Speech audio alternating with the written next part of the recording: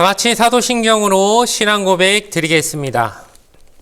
전능하사 천지를 만드신 하나님 아버지를 내가 믿사오며 그 외아들 우리 주 예수 그리스도를 믿사오니 이는 성령으로 잉태하사 동정녀 마리아에게 나시고 본디오 빌라도에게 고난을 받으사 십자가에 못 박혀 죽으시고 장사한 지 사흘 만에 죽은 자 가운데서 다시 살아나시며 하늘에 오르사 전능하신 하나님 우편에 앉아 계시다가 저리로서 산자와 죽은 자를 심판하러 오시리라.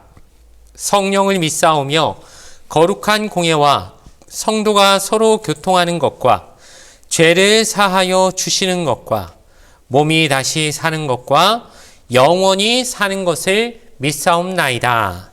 아멘.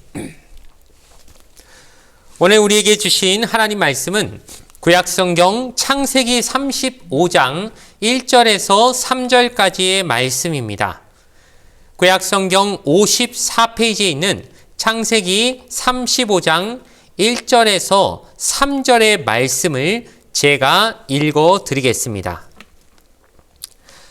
하나님이 야곱에게 이르시되 일어나 베델로 올라가서 거기 거주하며 내가 내 형 에서의 낯을 피하여 도망하던 때에 내게 나타났던 하나님께 거기서 제단을 쌓으라 하신지라. 야곱이 이에 자기 집안 사람과 자기와 함께한 모든 자에게 이르되 너희 중에 있는 이방 신상들을 버리고 자신을 정결하게 하고 너희들의 의복을 바꾸어 입으라. 우리가 일어나 베델로 올라가자. 내 환난 날에 내게 응답하시며 내가 가는 길에서 나와 함께 하신 하나님께 내가 거기서 제단을 쌓으려 하노라 하매. 아멘. 오늘 주신 말씀을 가지고 야곱에서 이스라엘로 시리즈 마지막 시간 회복이라는 제목으로 말씀의 은혜를 함께 나누도록 하겠습니다. 오늘 이번 한 주간 우리가 하나님 안에서 이 야곱이 하란 땅에서부터 하나님이 약속하신 곳으로 돌아오는 그 과정을 함께 걸어오신 여러분을 주님의 이름으로 환영하고 축복합니다. 우리가 계속해서 월, 화, 수, 목 그렇게 많은 야곱의 삶에 있었던 어떤 두려움이나 또 고독의 문제, 또 화해의 사건, 그리고 어제는 참 세겜에서 일어난 그 비극적인 사건들 같은 걸 보면서 이 모든 것들이 우리가 생각해 볼 때는 과연 내가 하나님 앞에 이렇게 하나님이 나에게 주신 이 놀라운 은혜에 걸맞게 못 살고 이렇게 중간에 하나님의 뜻을 저버리고 살았던 내가 과연 다시 하나님 앞에 돌아갈 수 있을까? 예전에 하나님과의 그 돈독했던 관계를 회복할 수 있을까라고 하는 그런 한편 마음의 걱정과 근심이 있는 분들이 있을지 모르겠습니다. 그런 분들이 있다면 오늘 한번 이 말씀을 통해 우리가 어떻게 다시 한번 하나님 앞에 회복의 걸음을 걸을 수 있는지를 생각해 보는 시간 되기를 주님의 이름으로 간절히 소원합니다. 이 회복이라고 하는 것, 마치 요즘 현대인의 시각에서는 참 그런 말들을 많이 합니다. 뭐 심리학이나 이런 데서는 뭐 실패한 사람들에게 와가지고 실패도 성공의 어머니입니다. 과거는 바꿀 수 없지만 미래는 당신이 마음만 먹으면 얼마든 바꿀 수 있습니다. 지금 결정하십시오. 지금 시작하면은 그게 바로 새로운 시작이 됩니다. 이런 식의 어떤 우리의 마음을 뭔가 조금 위로해주는 그런 말들을 많이 하곤 합니다. 뭐 그 말들이 전혀 틀렸다고 말할 수는 없지만 우리도 잘 알듯이 우리가 하나님 앞에 회복되는데 이 문제는 우리 마음만 바꾼다고, 즉 우리 내적인 무엇으로 내 의지를 돋군다고 해서 이것이 근본적으로 해결될 수는 없는 문제라는 것을 우리는 너무도 잘 알고 있습니다. 그래서 오늘 이 정말 최악의 상황까지 다시 떨어진 야곱의 모습에서 야곱은 어떻게 이 문제를 해결받을 수 있었는가를 생각해 보면서 이 문제를 함께 풀어나가길 바라는데, 야곱의 상황을 지금 한번 생각해 보십시오. 세겜에 나름 터를 잡고 이제 하란에서 열심히 모은 재산을 세겜에 와서는 훨씬 더 불려가지고 이 정도면 나 이제 점점 더 여기 오래 머물수록 내가 더 부자가 되겠구나 이런 생각도 하게 되었고, 또 세겜 땅에서 새로 생긴 그 인적 네트워크, 인간관계가 더욱 돈독해져서 이걸 가지고 여기서 나는 평생 살아도 이제 여기서 훨씬 더 괜찮은 삶을 살 수 있을 것이다 하는 장밋빛 미래를 야곱은 꿈꾸고 있었을 겁니다. 그런데 갑자기 청천벽력같이 무슨 사건이 벌어집니까? 자기 딸이 그 세겜 땅을 구경하러 나갔다가 그냥 추장 아들에게 몹쓸 짓을 당하고, 그래서 이제 야곱은 그럼에도 불구하고 이 사건을 적극적으로 해결하려는 의지는 없이 마치 자기에게 무슨 피해나 오지 않을까 하면서 소극적으로 이걸 좀 덮어버리려고 그런 식으로 구니까 두 아들, 특별히 그 디나의 친오라버니 되는 시므온과 레위가 도저히 분을 못 참고 아버지가 저런 식으로 뜨뜻이지 그 당에 구는 거 보니까 아버지는 애초에 안 되겠다, 우리가 직접 나서자고 그냥 가가지고 세겜 성읍을 쑥대밭을 만들고 학살을 저지르고 돌아온 이 사건을 우리가 어제 살펴봤지요. 이제 야곱은 굉장히 두렵습니다. 두 아들에게 막 화를 내면서 이제 우리 주변에 있는 저 가나안 민족들이 이제 똘똘 뭉쳐가지고 우리 얼마나 눈에 가시처럼 생각하면서 우리 이제 다 죽이려고 사방에서 몰려올 거다. 이제 우리 다 죽었다. 내 재산 이제 다 잃어버렸다. 너희 두 녀석들이 좀 참지 그걸 못 참아가지고 이제 우리 집안은 이제 완전히 거덜나게 생겼다 하면서 막 분노 속에 갇혀버린 야곱의 모습. 영적인 아버지로서의 권위는 땅에 떨어져 버리고 자식들에게 존중도 받지 못하고 그저 돈만 하는 아버지, 우리를 전혀 이해하지 못하는 저런 아버지, 아버지 말 듣지도 않을 거야, 이런 식으로 반발심만 생기게 만들어버린 이 야곱의 처량한 모습 안에서 어떠한 이 가정의 희망도 찾아볼 수 없는 최악의 상황이 지금 34장까지 벌어진 상황인 겁니다. 자, 이제 인간적으로는 여기서 어떻게 이 문제를 해결할 방법이 없습니다. 인간으로서는 희망이 하나도 없는 상황이 벌어진 것입니다. 그런데 이때 누가 개입하십니까? 하나님이 기적같이 개입하십니다. 35장 1절의 말씀 우리가 읽었지만 하나님이 야곱에게 갑자기 말씀하십니다. 이 순간에 그렇게 세겜 땅에 있을 때 하나님이 야곱한테 아무 말씀도 안 하시더니 이렇게 야곱이 거의 끝까지 낭떠러지에 떨어질 순간이 되니까 하나님이 이제 개입하셔갖고 야곱한테 말씀하시기를, 너 예전에 베델에서 나한테 다시 돌아오면 베델로 와가지고 나한테 제단 쌓겠다고 약속한 거 기억하냐? 다시 베델로 돌아가라. 너 형의 낯을 피해서 도망갈 때 나한테 분명히 베델에서 나한테 서원한 것 있지 않느냐? 그거 지키라고 지금 갑자기 하나님이 먼저 찾아오셔서 야곱에게 말씀하셨다는 겁니다. 그냥 자분자분 타이르는 정도가 아닙니다. 이 말씀 히브리어 원어로 살펴보면 하나님이 아주 단호하게 명령조로 말씀하십니다. 일어나서 베델로 올라가서 나한테 제단을 쌓으라고 하나님이 하나하나 일어나라, 올라가라, 거기 터를 쌓아라 하면서 단을 쌓아라 하면서 이 모든 것을 야곱에게 강하게 요구하고 계신 하나님의 명령이 떨어졌다는 겁니다. 그랬더니 야곱도 어떻게 합니까? 더 이상 머뭇거리지 않습니다. 세겜에서 그냥 터잡고, 원래 베델로 가는 길에 세겜이 보니까는 너무 좋아가지고 이 땅 괜찮은데 여기 좀 머물까 하고 잠시 머물렀던 게 화근이 돼서 그냥 거기 눌러 앉았더니 돈도 더 많이 벌고 여러 가지 많은 환경도 요즘으로 말하면 아주 그냥 대도시에 살게 된 거죠. 아유 그냥 베델 가봐야 뭐 시골 땅 같은데 거기 가서 뭐 좋을 게 있나. 여기 사람도 많고 인적 네트워크도 있고 아주 인프라도 쫙 깔린 이 세겜 땅에서 내가 장사하고 뭐 이것저것 내 일하면서 돈 벌면 훨씬 잘 벌 수 있는데, 야곱이 거기서 그냥 여기가 좋사오니 하고 세겜 땅에 눌러 앉아버린 거죠. 그런데 하나님이 지금 나타나셔서 너 베델로 다시 가라 라고 명령하시는 겁니다. 야곱도 더 이상 머뭇거리지 않습니다. 하나님, 제가 그동안 잠시 어리석어서 이 땅에 잠시 머무른다가 그냥 하나님 명령 잊어버리고 살았습니다. 예, 저 베델로 올라가겠습니다 하고 3절에 우리가 일어나 베델로 올라가자 하면서 드디어 자기 가족들에게, 이 자식들에게 영적인 리더십을 회복한 아버지의 말로서 얘기하는 겁니다. 잘 들어라, 우리 가족 이제는 베델로 올라간다, 나를 따라와라 하면서 아버지로서 그 권위를 회복한 야곱이 아들들에게 말하는 겁니다. 34장에는 아버지의 리더십 다 잃어버리고 아들들이 말도 안 듣고 아버지 말 듣지도 않고 가가지고 돌발 행동들을 해버리는 식으로 완전히 아버지로서의 권위가 무너져 버렸던 야곱인데 35장에 하나님의 명령을 듣고 거기에 순종하니까 하나님이 그 영적 리더십을 회복시켜 주신 겁니다. 그래서 아들들한테 선포합니다. 따라와라. 베델로 올라가자. 내가 환난 날에 하나님 앞에 했던 소원이 있으니까 내가 그거 지키러 가니 너희도 나를 다 따라와라 라고 하면서 야곱이 드디어 담대하게 하나님이 주신 권위로서 선포하게 되는 겁니다. 그리고 또 가족들도 그 말을 듣고 일사불란하게 야곱의 그 권위를 따라오게 되는 상황이 되는 것이죠. 즉 우리가 하나님 앞에 회복되는 길은 내 안에서 뭔가 해결되는 게 아닙니다. 하나님의 부르심에 순종할 때 이 모든 회복이 일어난다는 사실을 여러분 꼭 기억하시기 바랍니다. 내가 뭐 정신 차리고 내가 뭐 좀 의지를 더 돋군다고 내 상황이 변화될 거라고 여러분 착각하지 마십시오. 그게 아닙니다. 하나님의 명령에 순종할 때 회복이 시작되는 겁니다. 그래서 야곱이 가족들에게 베델로 이제 우리 가족은 출발한다 라고 명령하면서 그 전에 먼저 한 명령이 있습니다. 오늘 우리가 읽은 2절 말씀인데 뭘 하지요?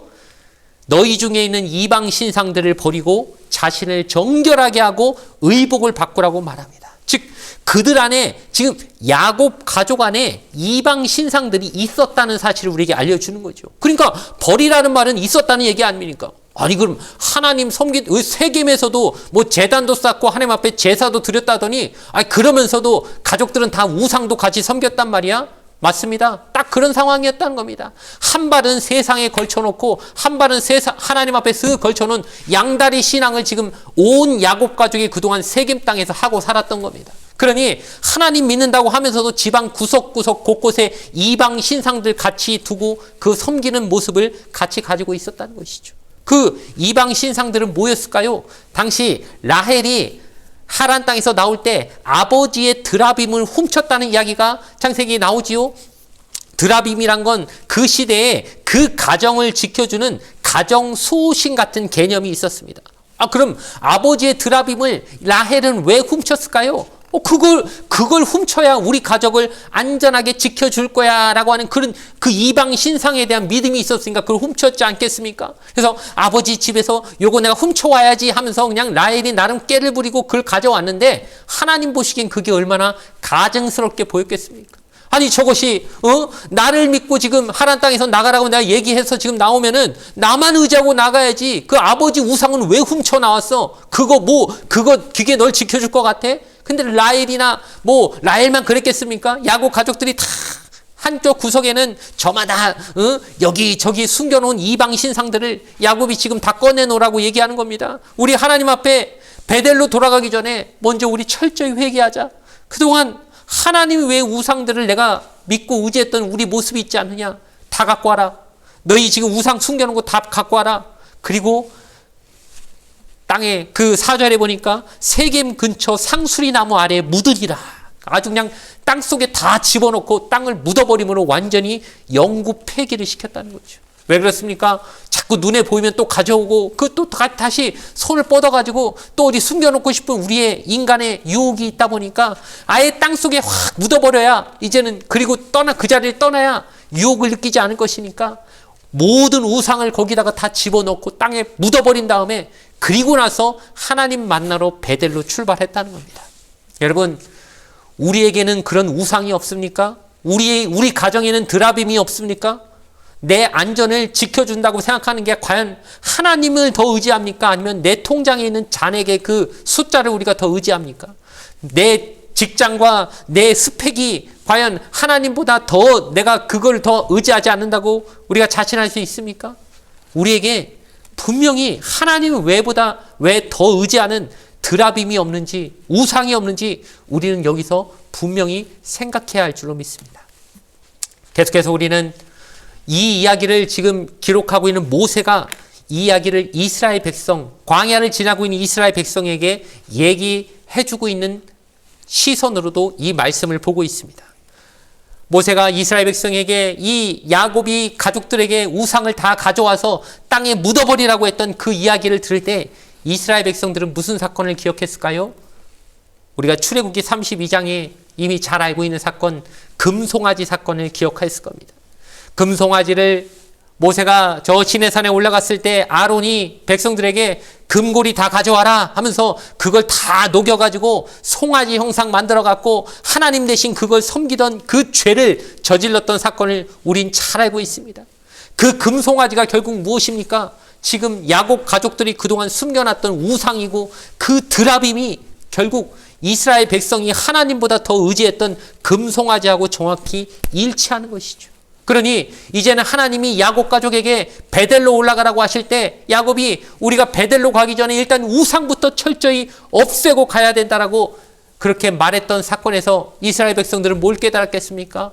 그래, 우리가 저 약속의 땅 가나안으로 가기 전에 하나님이 싫어하시는 이런 우상, 금송아지 이런 거 다 땅에 묻어버리고 가야 되겠구나. 하나님보다 더 의지하는 것들 다 묻어버리고 가야 약속의 땅까지 갈 수 있는 것이구나 라고 하는 걸 분명히 깨달았을 것이라는 겁니다. 이제 하나님은 야곱이 가족들이 섬기던 우상을 다 땅에 묻고 베델로 갔을 때 하나님이 이렇게 말씀하십니다. 35장 10절 말씀해 보니까 내 이름을 다시는 야곱이라 부르지 않겠고 이스라엘이 내 이름이 되리라. 아멘. 이제 하나님이 다시 한번 야곱의 이름을 너 더 이상 야곱 아니라 이스라엘이다 라고 선포해 주시는 사건이 나타납니다. 우리가 이 시리즈의 제목을 그래서 야곱에서 이스라엘로 라고 지금 짓고 계속 그 얘기를 하고 있지 않습니까? 우리가 봤을 때는 야곱은 참 자기 이름값 하며 살았던 사람 같습니다. 어떻게든 남을 속이고 그냥 화해한 척 하면서도 또 나중에 형도 또 속이고 이런 식으로 아니 야곱에서 하나님이 이스라엘로 이름을 바꿔주셨으면 좀 이스라엘답게 살아야 되는데 세겜 땅에서 이 눌러앉아서 하던 짓이나 또 여러 가지 모습을 볼 때 여전히 야곱 속에는 이 연약한 야곱의 그 모습 삶이 그대로 남아있다는 걸 볼 수 있습니다. 그런데 하나님은 그 야곱을 포기하지 않으십니다. 그리고 계속해서 그에게 너는 이스라엘이다. 이스라엘이다. 그 이름답게 너의 영광스러운 삶으로 나를 온전히 의지하고 나와 겨루어 이긴 그 사람으로서 좀 하나님을 뜻에 따라 살아가는 그 약속에 따라 살아가는 언약 백성으로서의 그 모습을 보이라고 하나님은 지금 그 정체성을 계속해서 상기시켜 주신다는 것이죠. 그러니 우리에게도 마찬가지 아닐까요? 하나님이 우리를 뭐라고 부르시겠습니까? 우리를 거룩한 성도라고 부르십니다. 아우, 내가 성도라고 불릴 자격이 있나? 아유, 거룩한 백성. 아니, 내가 어떻게 거룩해? 내 사는 모습 봐봐. 난 여전히 야곱 같은 모습이 있는데. 늘 남 속이려고 하고, 등치려고 하고, 남 발목 붙잡으려고 하는 야곱 같은 이 속성이 내 안에 그득그득 아직도 살아있는데, 하나님이 나를 갖다가 너는 거룩한 사람이다, 성도다 라고 부르실 때 우린 우리의 이름값대로 못 사는 것 같은 그런 부족함을 늘 느끼게 될 것입니다. 하지만 내가 성도가 되는 것은 내 능력이 아니라 하나님이 그렇게 약속하시고 하나님이 그렇게 천국까지 이끌어 가실 것이라는 사실을 우린 꼭 기억해야 합니다. 내 안에 내주하고 계신 성령께서 우리를 포기하지 않으시고 끝까지 하나님 나라 갈 때까지 이 야곱 같은 내 모습, 이 연약한 모습을 이스라엘 같이 거룩하게 저 베델로 하나님이 이끄시는 그곳으로 끝까지 이끌어 가실 것이라는 사실을 믿고 나아갈 때 종종 야곱처럼 중간에 쓰러지기도 하고 멈추기도 하고 넘어지기도 하지만 그럼에도 하나님이 다시 부르실 때 베델로 올라가라. 너 나한테 했던 약속 있지 않느냐? 약속의 땅으로 돌아가라고 하나님이 다시 한번 오셔서 외치시고 우리에게 부르실 때마다 그 부르심 듣고서 거기서라도 회개하고 네, 맞습니다. 하나님, 제가 잘못했네요. 중간에 멈춰버렸네요. 또 넘어졌었네요. 하나님의 그 음성이 들릴 때 하나님의 말씀에 그제서라도 순종하려고 하는 모습만 보인다면 하나님은 버리지 않으시고 아무리 과거의 그런 실수들 그냥 하나님의 백성 되고 나서도 또 지은 죄들 여전히 있지만 하나님 그 기억조차 하지 않으시고 너는 이스라엘이야. 너는 이스라엘이야. 더 이상 야곱 아니야.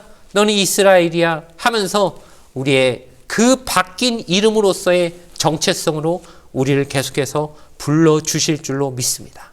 우리가 가야 될 곳은 바로 베델입니다.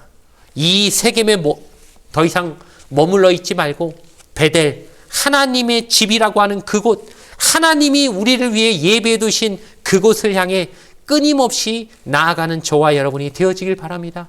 하나님이 우리 가운데 오셨습니다. 하나님이 예수 그리스도로서 우리 가운데 오시고 우리 안에 성전을 만드시고 우리를 거룩한 성전이 되게 하신 그 하나님께서 이제는 구약의 그 베델처럼 우리 자신, 우리 안에 하나님이 함께 하시고 하나님이 우리와 같이 계신 이곳, 우리가 베델이 되어지는 놀라운 또 은혜까지 이 신약의 우리 성도들에게 주신 줄 믿습니다. 그러니 더더욱 우리가 하지 말아야 될 것은 무엇이냐? 하나님 외의 우상들을 버려야 됩니다. 여전히 내 안에 의지하고 있는 우상이 있다면, 내 안에 숨겨놓은 드라빔이 있다면 꺼내놔야 됩니다. 땅속에 묻어버려야 됩니다. 다시는 쳐다보지 않을 수 있도록 완전히 버리고 단절해버려야 하나님을 온전히 의지할 수 있게 되는 줄 믿습니다. 그런 자들에게 하나님은 예수 그리스도의 은혜로서 우리를 온전히 변화시키시는 그 능력으로 우리와 오늘도 함께 하실 줄 믿습니다. 오늘 한 주간 동안 이렇게 야곱의 걸음을 같이 걸어온 여러분들, 하나님이 여러분에게 하시는 그 음성을 온전히 듣는 이 아침, 이 새벽이 되시길 바랍니다. 하나님께서 일어나 베델로 올라가라 라고 오늘 이 아침 명령하신다면 내 손에 들려있는 드라빔을 땅에 던져버리고 땅에 묻어버리고 하나님을 향해 하나님이 주신 거룩한 이름 이스라엘이다 하고 하는 변화된 이름을 정체성으로 가지고 오늘도 하나님 앞에 한 걸음 더 나아가시는 저와 여러분 되어지기를 주님의 이름으로 간절히 축원합니다. 기도드리겠습니다. 좋으신 아버지 하나님 감사합니다. 이 한 주간 새벽마다 말씀으로 저희들을 깨워주시니 감사합니다. 야곱의 여정이 저희 삶의 여정임을 고백합니다. 야복강에서 앞에서 떨었던 모습이 우리의 모습이었음을 고백합니다.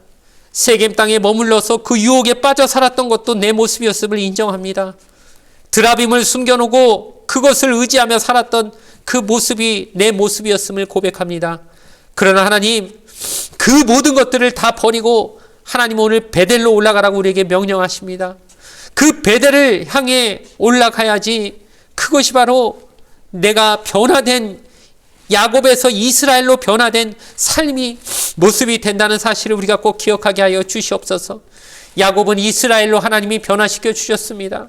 하지만 그렇게 쩔룩거리고 때로는 넘어지고 불안전하게 사는 모습도 여전히 보였습니다. 하지만 그럼에도 하나님은 그를 버리지 않으시고 내가 너를 반드시 이스라엘로 만들겠다 하시는 하나님의 그 열심, 하나님의 그 놀라운 사랑이 야곱을 이스라엘로 변화시킨 줄 믿습니다.